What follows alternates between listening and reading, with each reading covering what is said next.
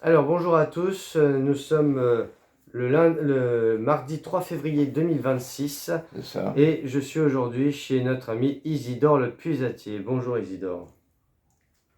Bonjour mon ami Nicolas. Merci de votre accueil chez vous à Arès pour parler des grands projets que les Amis des Puits ont pour les Français, puisque aujourd'hui, en ce 3 février, nous avons quelques éléments à vous soumettre concernant les Amis des Puits. Alors, je suis venu chez Isidore pour justement discuter de la réhabilitation des puits. Alors, c'est en tant que journaliste indépendant que je suis présent. Je rappelle que je n'ai aucun lien d'intérêt avec les Amis des Puits, que je ne suis pas adhérent, mais que je suis un des relais médiatiques potentiels pour faire connaître les projets de cette association.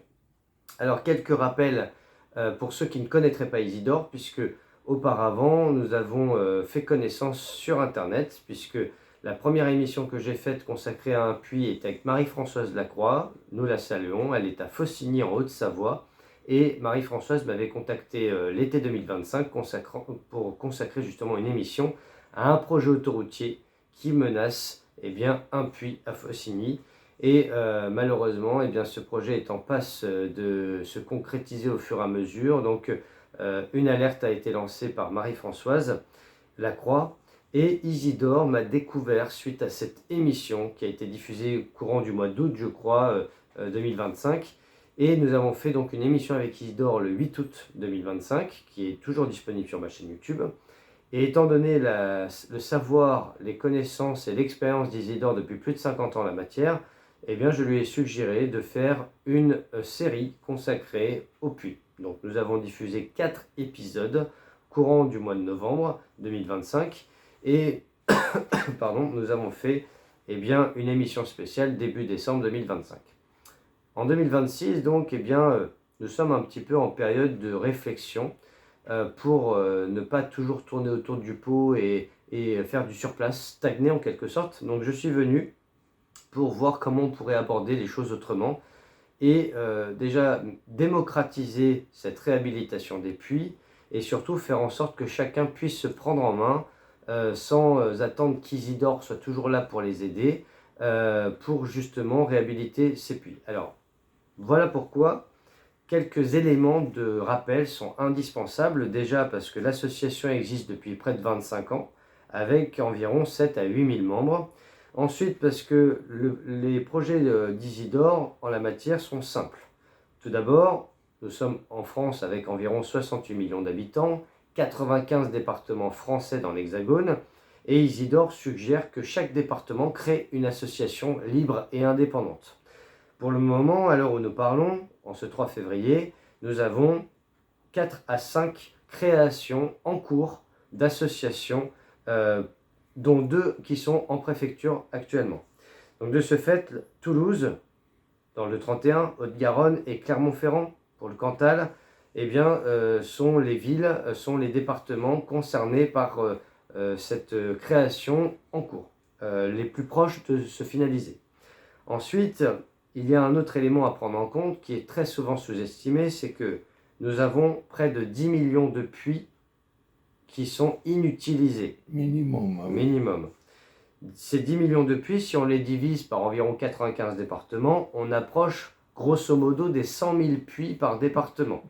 Et imaginez que Amiens fait environ 137 000 habitants, on est peu ou prou près de la population d'Amiens par département en ce qui concerne le nombre de puits. Ce qui revient à environ 300 puits par commune. Nous en avons 36 000 des communes, donc vous imaginez bien que 300 puits, c'est pas rien. Alors, ensuite, c'est un peu technique, mais on va faire simple. Isidore parle d'associations dites de préfiguration, ce qui signifie que, en réalité, l'objectif est simple. Il est ambitieux, mais il est simple. C'est de créer 95 associations locales, une par département, et qu'ensuite elles se fédèrent dans ce qu'Isidore appelle une confrérie. Alors, avant d'aller plus loin, je rappelle que la sémantique a un sens. Forcément, quand on entend parler de confrérie, de rites, de rituels, de compagnons, de grands maîtres, on pense tout de suite à la franc-maçonnerie. Alors je vous rassure, C'est pas le cas. si ça avait été le cas, je ne me serais pas engagé. En tout cas, je ne ferais pas la vidéo avec vous aujourd'hui. Bon, n'étant pas franc-maçon, n'étant adhérent à aucune confrérie, compagnonnage ou autre, totalement indépendant, intellectuellement comme financièrement, je n'ai pas l'intention d'être compagnon de quoi que ce soit. Néanmoins, on peut trouver un autre terme. On peut parler de fondation, mais c'est pareil. Les mots ont un sens et beaucoup pensent à des fondations comme les Pièges jaunes, à des fondations philanthropiques à la façon de Bill Gates, Melinda Gates. Donc forcément, à chaque fois qu'on veut trouver un terme, il y a toujours un amalgame avec un autre terme qui est dévoyé. Bon, déjà, on va parler d'associations au niveau local, et puis ensuite, ça pourrait être une sorte de synergie de toutes les associations au niveau national. Voilà, c'est ça l'idée. Alors, qu'on dise confrérie, fondation, peu importe pour le coup, le but c'est qu'il y ait une sorte d'antenne nationale qui soit la référente de toutes les sentinelles locales, pour que ce soit plus clair à comprendre. Donc ça, c'est un réseau. Ensuite, le but d'Isidore, c'est de pouvoir former. Alors former, ça veut dire recruter. Alors, Isidore n'est pas un agent de France Travail, je le précise, hein, on n'est pas à Pôle emploi, mais il l'a rappelé dans les émissions que nous avons faites ensemble, c'est un vivier d'emploi très important, le monde des puisatiers, qui est très sous-estimé parce qu'on ne sait pas comment ça se passe, combien ça coûte, etc. Alors on va être très simple. Déjà, il faut avoir une certaine forme physique.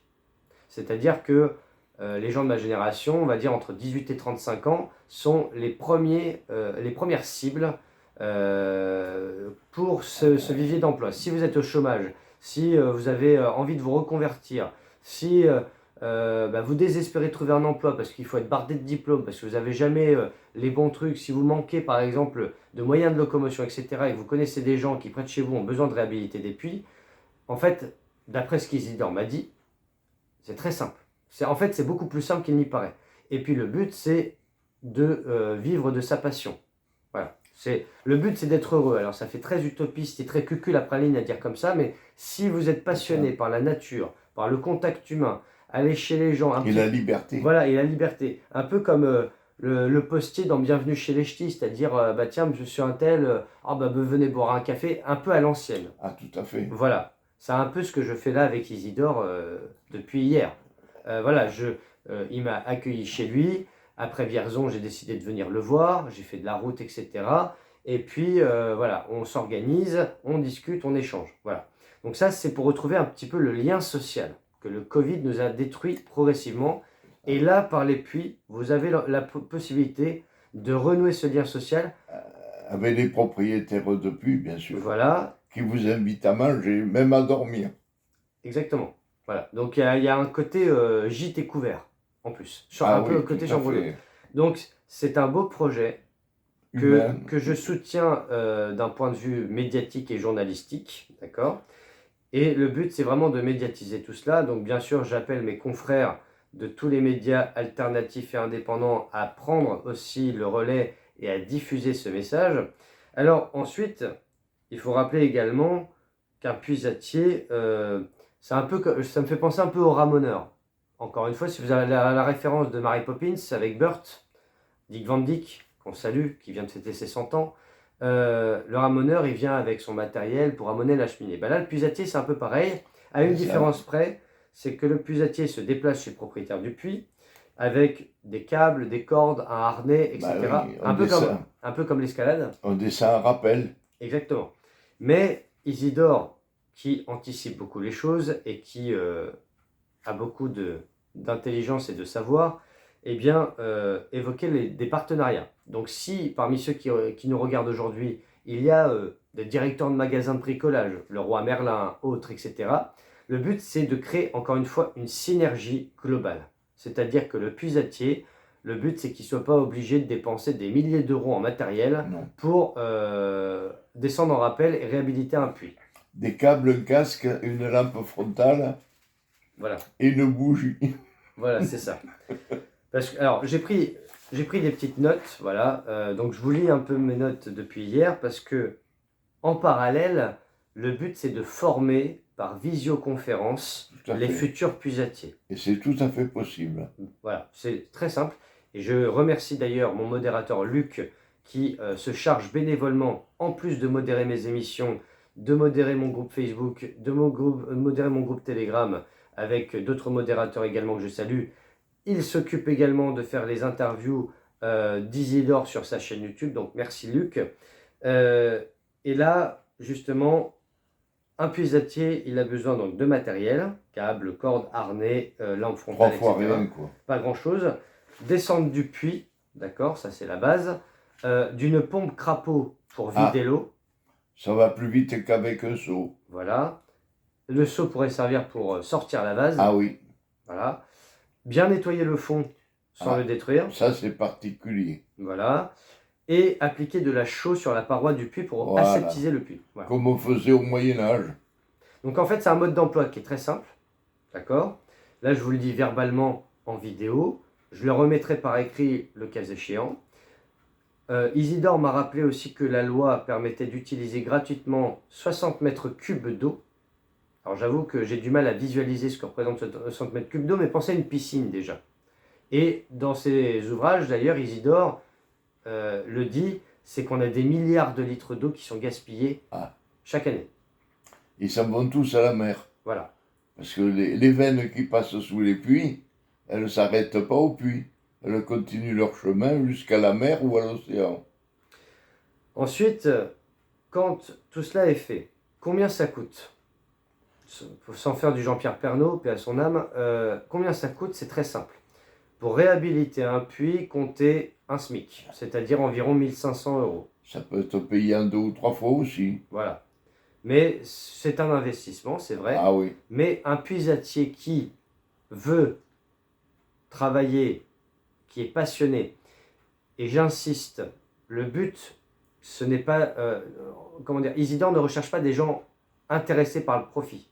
Ah, tout à fait. Voilà. On recherche des gens qui ont une éthique, qui ont une intégrité. Voilà.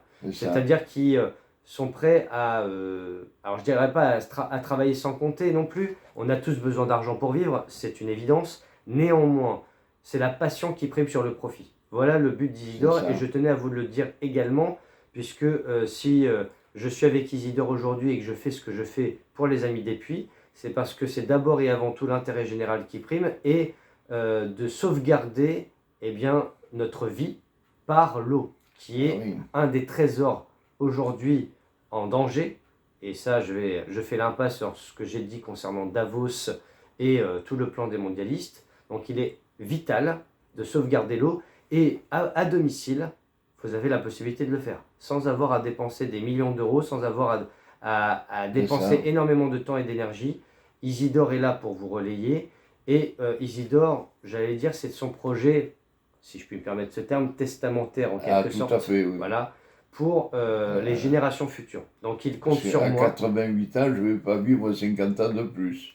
Voilà, donc en fait, ce qui importait à Isidore, c'est que je sois le relais vis-à-vis de vous, donc je le fais avec plaisir. Et donc, de ce fait, Isidore a fait une demande administrative pour que les Amis des Puits soient reconnus d'utilité publique. C'est ça. Isidore, d'après ce que j'ai compris, est le dernier puisatier de France en activité. On pourrait considérer ça un peu comme ça. C'est dommage, parce que je n'en fais pas une gloire personnelle. Au contraire, je trouve dommage. Mais les anciens, ils sont morts. Moi, je ne vais pas tarder. Alors, autant que je puisse pérenniser la mémoire. Voilà, c'est ça. Et éviter de... Parce qu'il y a des jeunes qui commencent à faire du nettoyage des puits en aspirant la vase qu'il y a au fond des puits. Bien sûr, mais ceux qui ne savent pas, parce qu'ils ne le savent pas, parce qu'ils ne l'ont jamais appris, c'est que en sortant la vase intempestivement, mécaniquement, ils déstabilisent le fond du puits qui repose, parce que les parois qui sont en pierre ou qui sont en buse, parce que c'est des poids de plusieurs tonnes, eh bien, s'ils déstabilisent la base, eh bien, ils descendent le puits. Et le puits commence à descendre et le puits, c'est perdu. C'est fini. Il fonctionnera jamais plus. Ou il fonctionnera avec l'eau de la nappe phréatique. Alors que les veines qui circulent dans le fond du puits ne sont pas en contact avec la nappe phréatique. C'est-à-dire il y a deux eaux différentes, l'eau des veines et l'eau de la nappe phréatique. C'est deux choses différentes. Elles ne se mélangent pas à cause des densités et des températures qui ne sont pas les mêmes. Voilà. Et la hauteur de l'eau du puits varie en fonction des vases communicants, de l'eau qu'il y a autour de la paroi du puits, qui est la nappe phréatique. Et justement, le puits doit être totalement hermétique par rapport à l'arrivée d'eau de la veine. Il ne faut pas que la veine et l'eau de la nappe phréatique se rencontrent. Sinon, c'est de la mauvaise eau. Voilà. Et depuis des milliers d'années, on a toujours fait comme ça. Un sourcier est passé et on a créé le puits sur une veine. Et la veine ne correspond pas avec la nappe phréatique. Mais on peut me dire le contraire, avec des bons arguments quand même. Alors, je remettrai bien sûr en dessous de la vidéo le lien du site internet Les Amis des Puits, sachant que dans le cadre d'une reconnaissance potentielle d'utilité publique, quand vous faites des dons avec justement Les Amis des Puits, vous avez 66% d'abattement fiscal. Donc ce n'est pas anodin. Ah non. Encore une fois, aujourd'hui, le plaisir que j'ai d'être avec Isidore, c'est que nous avons plus de 50 ans d'écart, lui et moi. Donc il y a une transmission, il y a un héritage. C'est quelque chose que aujourd'hui le gouvernement veut aussi spolier, vous l'avez compris. Et donc ce qui est assez intéressant, c'est que sur quelque chose qui nous unit tous, puisque nous en sommes tous composés dans notre corps, c'est de l'eau, eh bien il y a la possibilité de s'émanciper de l'eau de ville, de payer moins, de payer différemment et de vivre différemment avec de l'eau qui est beaucoup plus pure. Je ferai l'impasse sur les affaires Nestlé et Perrier que j'ai pu traiter notamment avec Feu Michel Chanu, entre autres, et Laurette Trintignant. Mais voilà, donc aujourd'hui avec Isidore, on est en train d'ouvrir peut-être une nouvelle page, une nouvelle ère, et d'un point de vue de l'héritage que Isidore nous laisse, eh bien, je souhaite prendre ma part de colibri en transmettant médiatiquement son message. On peut considérer que chaque puits est en soi une sorte de station thermale. Parce que les stations thermales, elles viennent bien aussi des veines qui arrivent des montagnes, que ce soit des Pyrénées, Massif central, Alpes, tout ce que l'on veut, bien sûr. Alors, ici, bon, vous ne le verrez peut-être pas à l'écran, je vais l'amener un petit peu. C'est le scénario de la création d'une association. Voilà. Donc, je ne vais pas tout lire, il y a 40 pages, mais grosso modo, je vais faire une synthèse que je ferai aussi par écrit. Il y a le scénario avec l'idée, la mission, la philosophie, l'engagement. Tout le monde peut savoir comment se crée une association loi de 1901, donc c'est pas compliqué. Ensuite, eh bien, vous avez également la déclaration en préfecture. En plus, Isidore nous mâche même le travail parce qu'il a fait les lettres type mairie, préfecture, etc., etc., élus. Donc tout ça, c'est facile. Il n'y a plus qu'à se servir et à faire. Voilà. Voilà. La création des projets pilotes, etc. Mais voilà, déjà, il faut impulser l'idée. Ensuite, faire des statuts. Pareil, Isidore s'occupe des chartes des statuts, entre autres. Je fais tout. Il n'y a plus qu'à recopier et personnaliser les statuts. Voilà, j'ai laissé des blancs pour que les gens puissent... Et puis, de toute façon, Isidore est là pour vous assister si vous avez des soucis. Tout à fait, oui. Voilà. Écrivez-moi, voilà. Appelez-moi en vidéoconférence, je vous réponds immédiatement.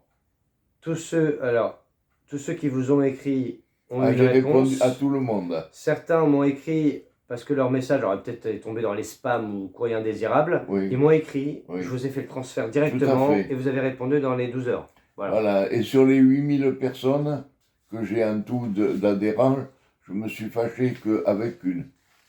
Il n'y a pas longtemps en plus. Oui, et en 25 ans.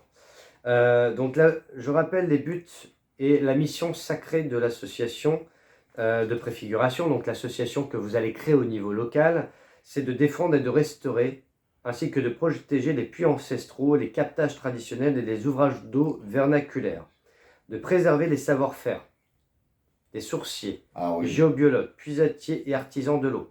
J'ai côtoyé notamment à Vierzon un sourcier qui a plus de 50 ans, qui entrera en contact avec vous, un autre que j'avais déjà vu en novembre 2025 à Nohant-en-Grasset qui est radiesthésiste. Voilà, il y a beaucoup de gens qui sont intéressés et qui ont de l'expérience. À titre personnel, si je devais donner mon point de vue sur le sujet, si j'étais à la place d'Isidore, je rechercherais des gens d'expérience qui ont envie de faire, qui sont passionnés et pour qui l'argent n'est pas le moteur premier quand ils se lèvent le matin. Parce que de toute façon, la passion amènera quelque chose. Moi, c'est ce que je vis. On gagne très honorablement sa vie. C'est ce que je vis depuis plus de 2 ans que je me suis lancé à plein temps dans les émissions. Ça vient. Voilà. Les dons, la générosité vient, mais parce qu'il y a la passion et le cœur d'abord. Si j'avais pensé le contraire, ça ne fonctionnerait pas. C'est ça. Voilà. On saute dans l'escroquerie. Exactement. Après. Donc voilà, le but c'est de rassembler, de créer, de développer. Ensuite, nous avons également donc, le siège, les membres. Alors, je ne vais pas faire tout le descriptif, mais voilà, la durée. On a la charte fondatrice, voilà, donc la charte type, la déontologie, mais j'allais dire c'est comme dans le journalisme, sauf que là c'est pour les puits. C'est un petit peu les mêmes principes. Les réseaux, notamment, les niveaux d'engagement. Voilà, donc j'ai un gros dossier, mais en fait... Que je suis prêt à transmettre d'ailleurs. Qui sera en PDF, etc. Donc voilà, le but c'est que si je fais cette vidéo avec Isidore, c'est vraiment pour faire une mise à jour de la situation, sachant que son association possède donc une chaîne YouTube désormais, que je vais suggérer à Isidore de créer après les émissions, pour qu'il y ait un transfert, une transmission, une pérennisation de ce projet. Donc les Amis des Puits, vous êtes à peu près 700 dessus, donc n'hésitez pas à vous abonner aux Amis des Puits. À nouveau, je remercie Luc qui a pris de son temps libre bénévolement pour faire les vidéos.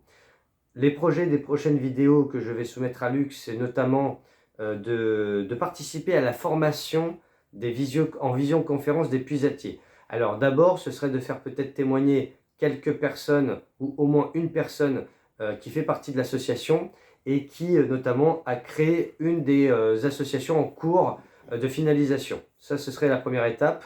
Ensuite, ce serait également de faire témoigner, j'allais dire, des membres de l'asso, de former, entre guillemets, en direct dans une vidéo un puisatier qui est intéressé. Donc, si parmi vous qui nous regardez, vous avez des enfants, vous avez des petits-enfants, ou vous-même, vous êtes un jeune homme, une jeune femme, sportif, qui est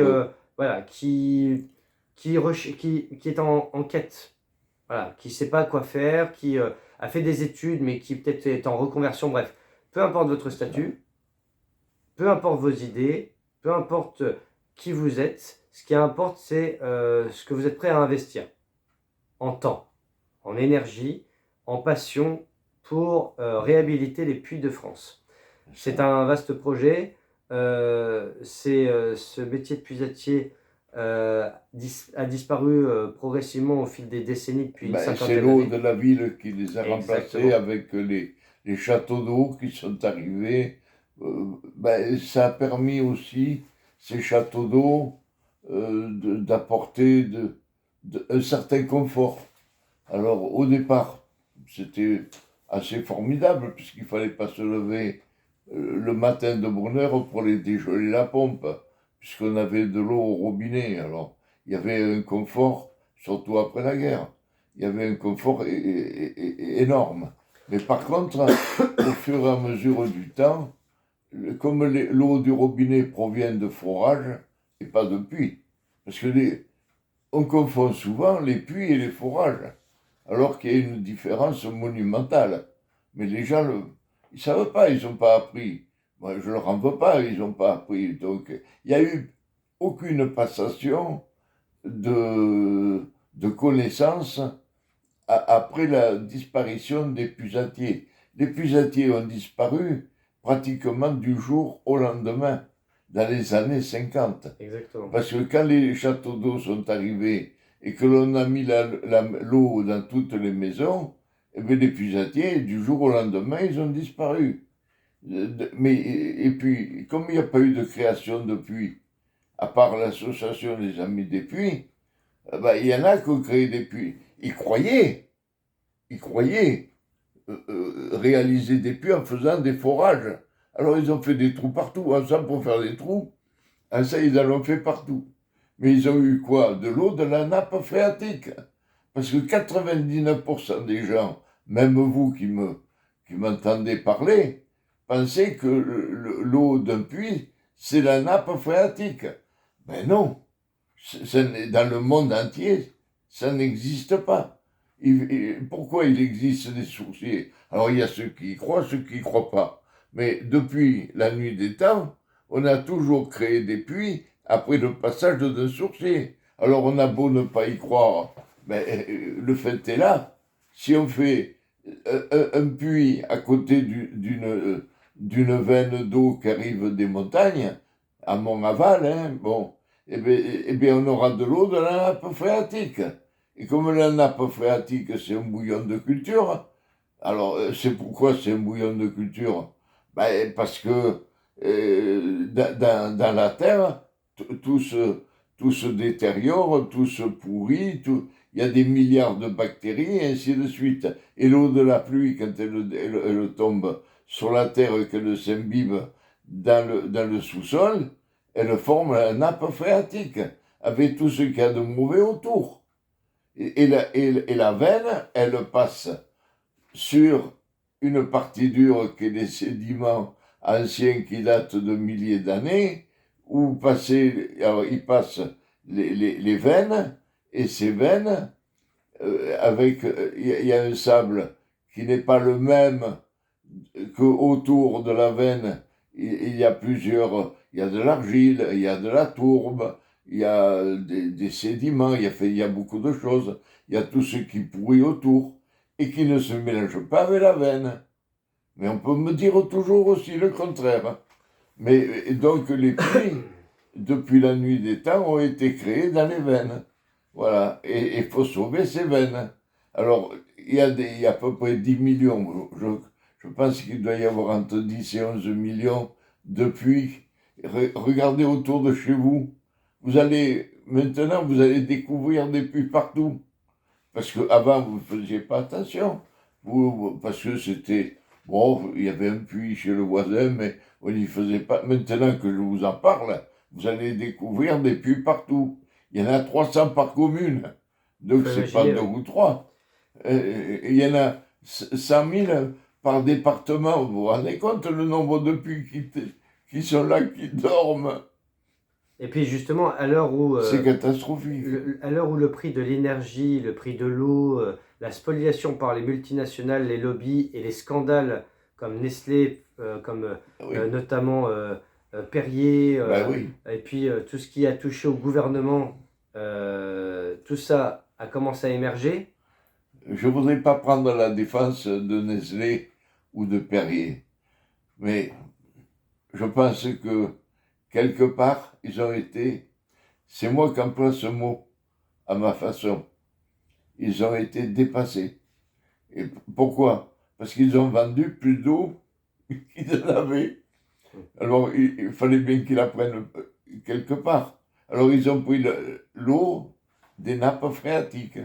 Ils sont tombés dans le piège. Et ils étaient coincés parce qu'ils n'avaient pas assez d'eau. Et alors ils en ont pris là où il fallait pas. Et pourquoi? Parce que il y a le profit, ça c'est sûr, pour certains, hein, pas pour tous, pas pour les gens qui travaillent chez Nestlé ou Perrier. C'est pas ça. Mais il y a aussi les emplois. Alors il y a la politique et puis il y a le pognon. Exactement. Voilà. C'est moi qui le dis comme ça. Et je jette pas forcément la pierre à Nestlé ou à Perrier, parce qu'ils ont été coincés. À mon avis, ils ont été dépassés. Alors il aurait fallu qu'ils vendent que ce qu'ils produisent. Voilà, il y avait, parce que l'eau, elle n'est pas inépuisable. L'eau qu'ils prenaient au départ, ah bon non. Mais comme ils ont vendu plus, eh ben, ils n'avaient pas assez d'eau. Alors ils en ont pris là où il fallait pas. Voilà. Alors justement, pour rappeler un petit peu, pour faire une mise à jour globale dans cette vidéo du projet des Amis des Puits pour cette année 2026, c'est d'abord et avant tout la création des associations locales. Ce qui permet en même temps, par la même occasion, de faire du recrutement de puisatiers dans les départements. C'est pourquoi justement le but de cette vidéo, c'est de créer la synergie nécessaire pour à la fois allier le virtuel et le réel.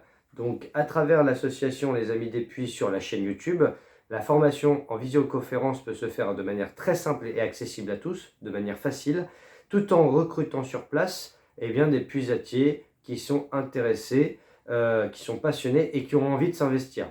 Voilà. Ensuite, je rappelle à nouveau que Isidore, dans ce gros dossier, qui fait quand même pas loin de 30 pages, 32 pages, il a à la fois les lettres types, préfecture, sénateur, député, maire, etc. Il manque que les arguments. Voilà, il y a tout ça. Donc en fait, Isidore peut vous envoyer par mail tout ce qui est lettres type. Donc vous n'aurez pas grand-chose à faire en plus. Mais par contre, ce que vous pouvez faire, c'est vous investir si vous le souhaitez. Ce n'est pas une obligation. Mais si vous vous sentez impuissant et vous ne savez pas par où commencer, Isidore est là. Il n'y a pas de souci. Et moi, j'assure le relais médiatique. Et même par mail, je transfère les messages qu'on m'envoie, les questions, etc. Donc on peut s'organiser comme des colibris. Donc ensuite, il y a la formation des puisatiers qu'Isidore peut faire. Et personnellement, je l'ai dit à Isidore en aparté, mais j'aimerais qu'il y ait des dizaines, des centaines d'Isidore. Parce que Isidore ne peut pas tout faire tout seul. Il a 88 ans. Même si, j'allais dire, il dirige l'ensemble des choses, il orchestre les démarches et l'organisation de l'association, mais il ne peut pas tout faire. Un peu comme moi, je ne peux pas tout faire non plus. Donc à deux, on se comprend très bien, mais on aimerait que si vous partagez les mêmes principes et valeurs que nous, que vous soyez aussi présents. Donc on a besoin en fait... La solidarité. Exactement, de pouvoir démultiplier les personnes et les actions. Voilà. Et je sais pertinemment que dans chaque département, on peut retrouver des alter-ego, si je puis dire, qui ont envie de faire le travail. Ensuite, c'est ce que j'ai dit à Isidore, ce qu'il faut en fait, c'est de décentraliser la situation. C'est-à-dire que partons de Paris, pour caricaturer, avec une antenne nationale, qu'il y ait une décentralisation locale, départementale, où chacun s'autogère en matière associative. Voilà. C'est du localisme de puisatier, grosso modo. Voilà. Et à partir de là, d'avoir des délégations, grosso modo. Le but, encore une fois, c'est de réhabiliter les puits, de prendre des photos aussi, parce que parfois on a un doute, etc. Donc moi je ne suis pas du tout expert, je ne suis pas du tout du milieu. Donc vous voyez, il y a encore 6 mois, je ne m'attendais pas à être là aujourd'hui. Et puis moi ce qui m'importe, c'est qu'on puisse s'émanciper de l'autre ville, qu'on fasse sécession avec les multinationales et les lobbies. Ça, il faut bien commencer quelque part et Isidore est là pour ça. Voilà. Isidore, est-ce que vous voulez rajouter quelque chose ? Je ne sais pas trop, dans la mesure où... Tout a été dit. Tout a été dit, là. Disons qu'un puits, c'est le social, la solidarité et l'humain. Voilà, pour résumer. Donc, voilà. Si après cette vidéo, vous avez envie... De toute façon, tous ceux qui ont des puits et qui ne les réhabilitent pas, c'est leur droit, bien sûr. Mais quelle eau gaspillée! Elle se chiffre par milliards en litres. Vous vous rendez compte, c'est de la bonne eau qu'on jette volontairement, pratiquement, à la mer ou à l'océan. Parce que les veines, elles ne s'arrêtent pas au puits. Elles continuent leur route. Et elles s'en vont bien quelque part. De l'amont à l'aval, qu'on le veuille ou non. Donc ils existent. Donc il faut les réhabiliter. Et réhabiliter, il y a un coût. C'est vrai. Qui est en fonction, le coût, et en fonction des années que vous ne l'avez pas entretenu, votre puits. Comme vous ne l'avez pas entretenu, vous l'avez tel qu'il est devenu au bout de 80 ans de sans entretien. c'est comme si vous n'avez pas entretenu votre voiture depuis des années. Eh bien, elle ne roule plus. Eh ben, le puits, c'est pareil.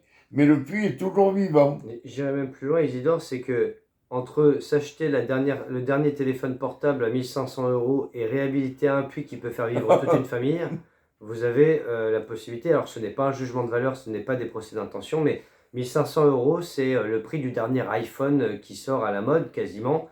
Alors qu'une famille de 5 personnes, admettons, qui réhabilite un puits, peut faire des centaines, des milliers d'euros par an d'économie, quand on sait que le gaspillage n'est pas seulement alimentaire, il y a aussi de l'eau, que les piscines consomment beaucoup, que nous avons beaucoup de gâchis, et là on peut se réapproprier, en fait on peut reprendre le pouvoir sur notre patrimoine, et sur notre liberté.